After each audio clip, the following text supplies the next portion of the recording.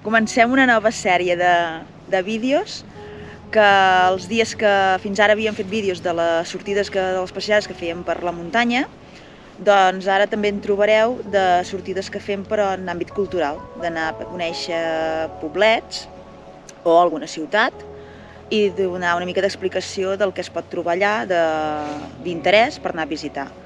Hem començat, perquè clar, Catalunya doncs, té molts poblets i molts llocs per descobrir i a mesura que hem sortit així de casa hem dit doncs, anirem cap a la Ribera d'Ebre i hem anat a Tivissa. Llavors a Tivissa doncs, hem vist coses interessants per poder-vos explicar. Que si no us voleu perdre l'hora després, espereu després de la intro.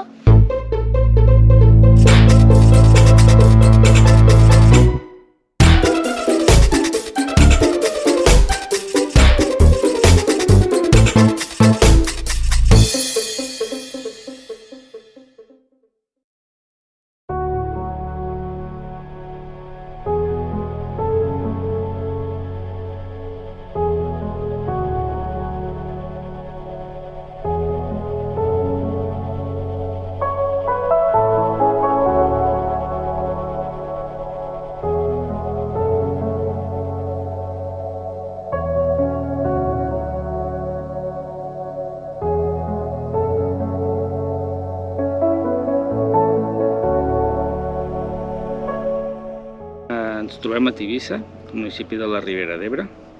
És un dels municipis més grans de tota Catalunya, perquè us en feu la idea, fa 200 quilòmetres quadrats i és el doble de tota la ciutat de Barcelona.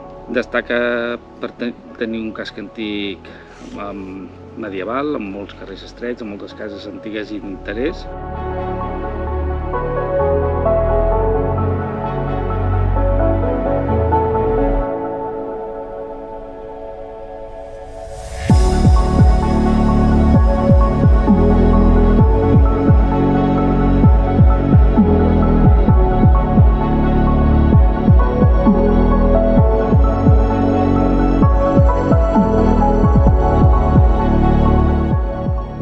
Per destacar de Tivissa podem dir que és un poble medieval i per tant, com tot poble medieval, té unes muralles que l'envoltaven i aquestes muralles daten del 1350.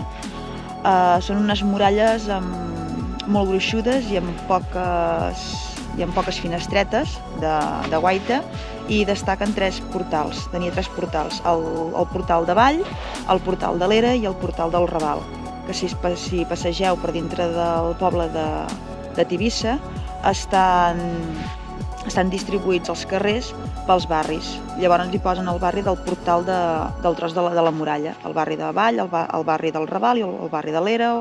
Recentment, el 2018, el molt honorable Quim Torra va inaugurar un centre d'interpretació a dintre de la població, on es pot veure tota la història d'aquí al Castellet de Banyoles, amb diferents reproduccions de restes trobades aquí, com el famós tresor de Tivissa i altres coses.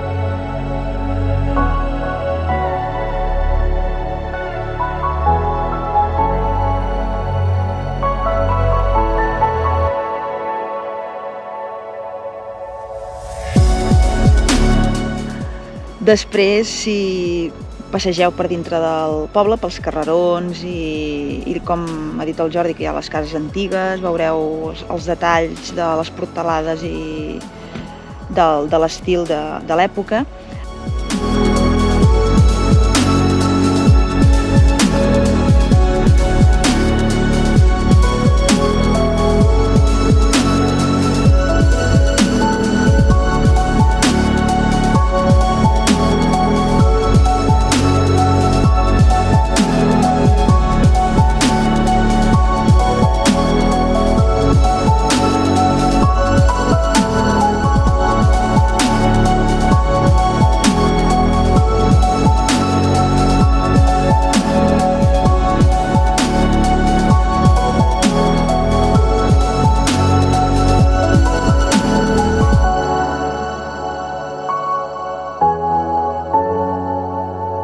L'església del poble és d'estil gòtic, data del segle XIII i està edificada en honor a Sant Jaume.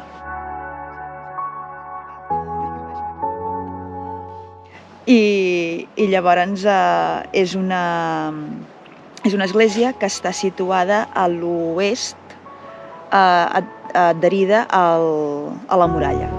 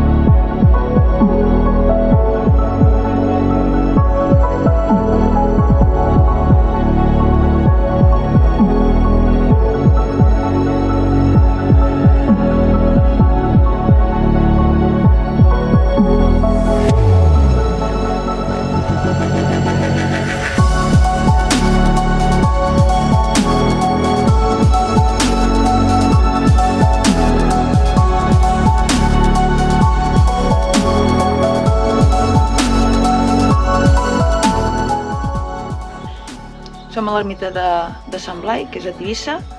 Aquesta ermita va ser construïda al segle XIX, amb estil gòtic, i llavors està dedicada, com el nom porta, a Sant Blai. Llavors a dintre, a dalt a l'altar, hi havia un retaule de Sant Blai i el de Sant Francesc, i el de Sant Francesc va ser robat durant la Guerra Civil.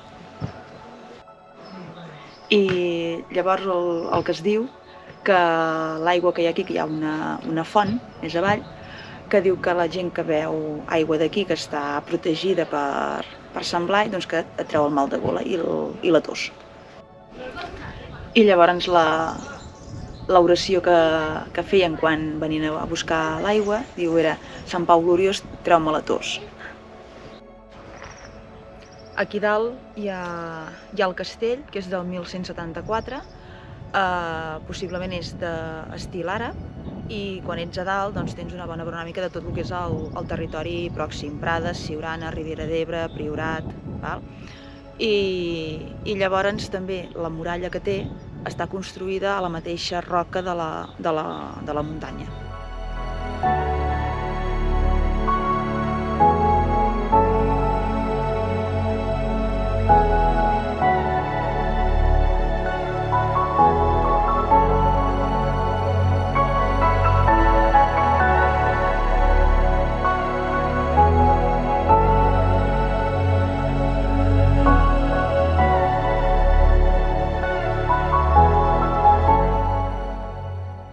Ens trobem al Castellet de Banyoles, ara hi entrarem. És un jaciment que es va descobrir el 1927 en col·laboració amb la Universitat de Barcelona des del 98, que es fan recerques i van descobrint cosetes que van anant trobant.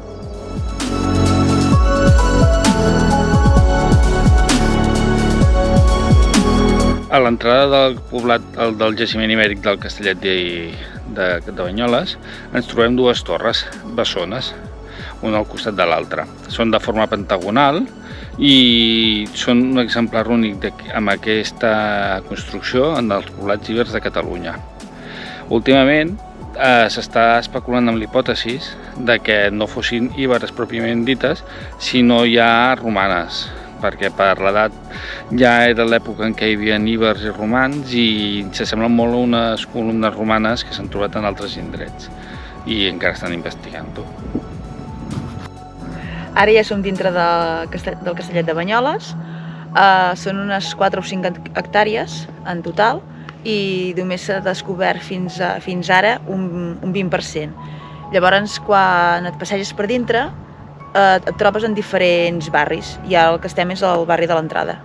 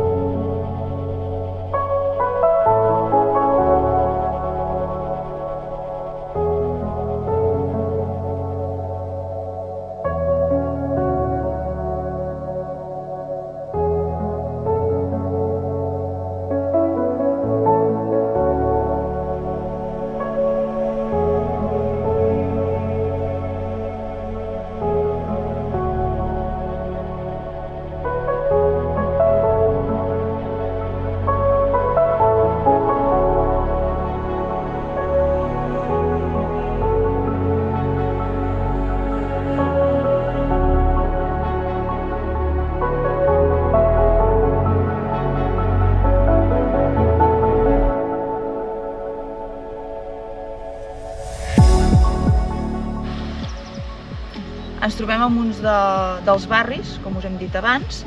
Aquesta zona d'aquí fa uns 300 metres quadrats i es considera que és el barri de la zona d'elit, és a dir, de la gent rica, perquè cadascuna de les cases van fer la descoberta que tenen patis interiors i, a més, estan separada una illa de cases i l'altra per una gran avinguda, que és el carrer principal.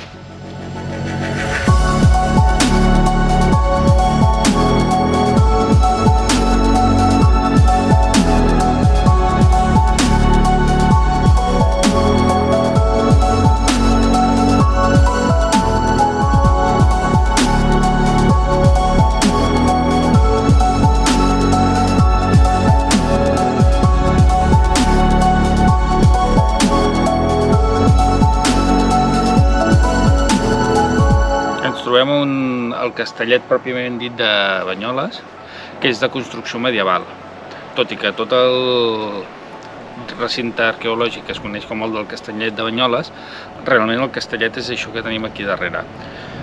Es va construir durant la Corona d'Aragó per controlar a través del riu Ebre que tenim aquí darrere tot el pas de cereals que es feia des de terres interiors fins a la costa. Esperem que us hagin agradat aquests nous episodis on anem descobrint Catalunya poble a poble. Si us agrada, deixeu un m'agrada i els comentaris. I no oblideu. Recordeu, subscriveu-vos!